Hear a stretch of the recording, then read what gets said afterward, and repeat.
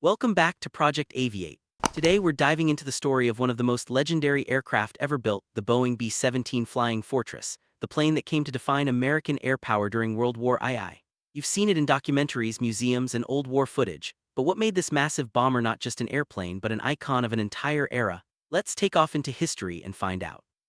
Our story begins high above the clouds.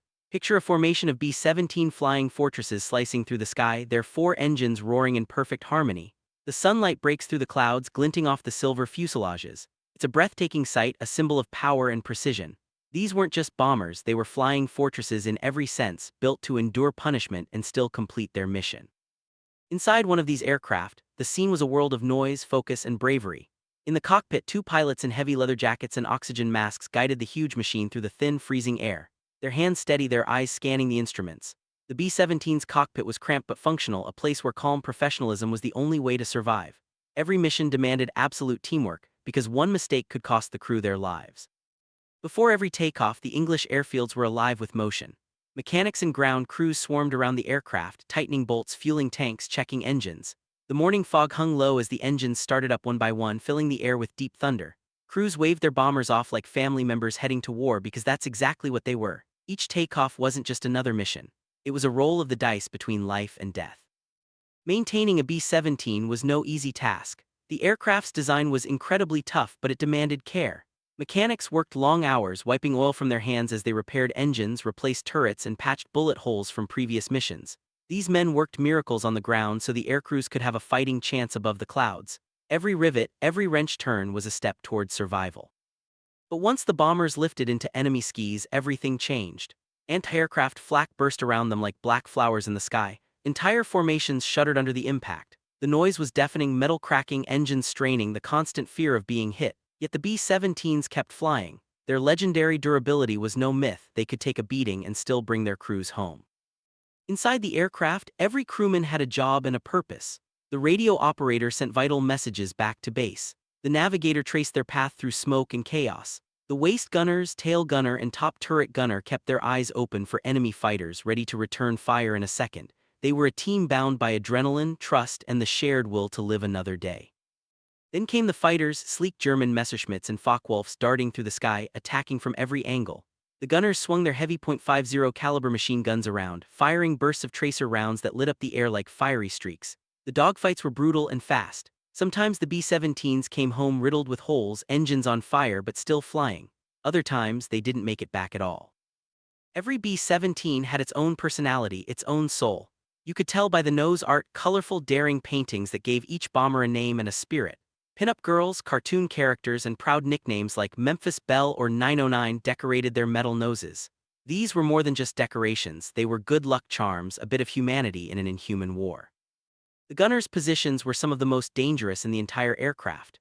Waist gunners stood in open, freezing wind tunnels, firing at incoming fighters with nothing but a thin layer of metal between them and the sky. Their bravery was unmatched, defending their crew against impossible odds, often continuing to fight even after being wounded.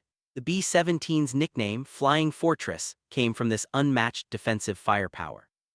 Even when damaged beyond belief, the B-17 had an uncanny ability to make it home.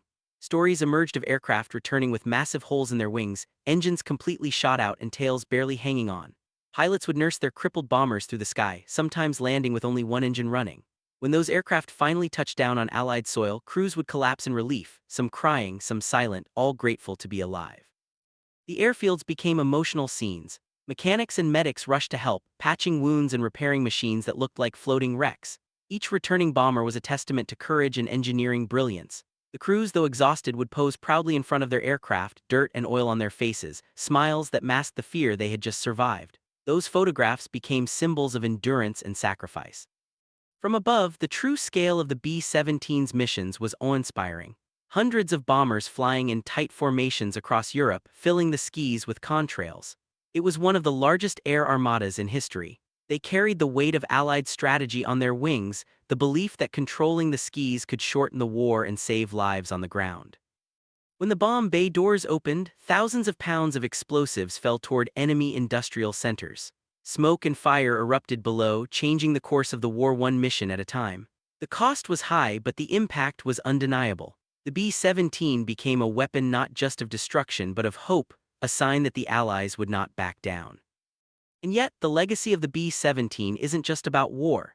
Today, these magnificent aircraft rest in museums and memorial hangars, polished to perfection, standing as reminders of the people who flew them.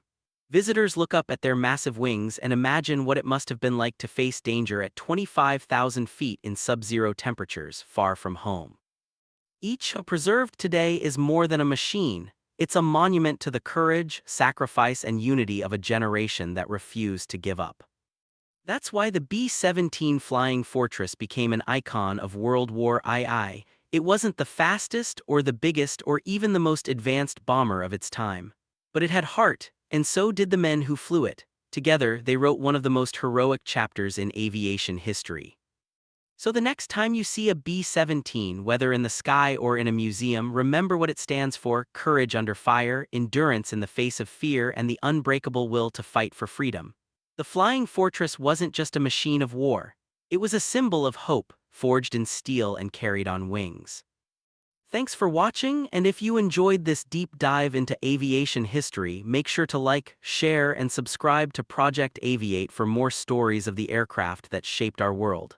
Until next time, keep your eyes on the skis.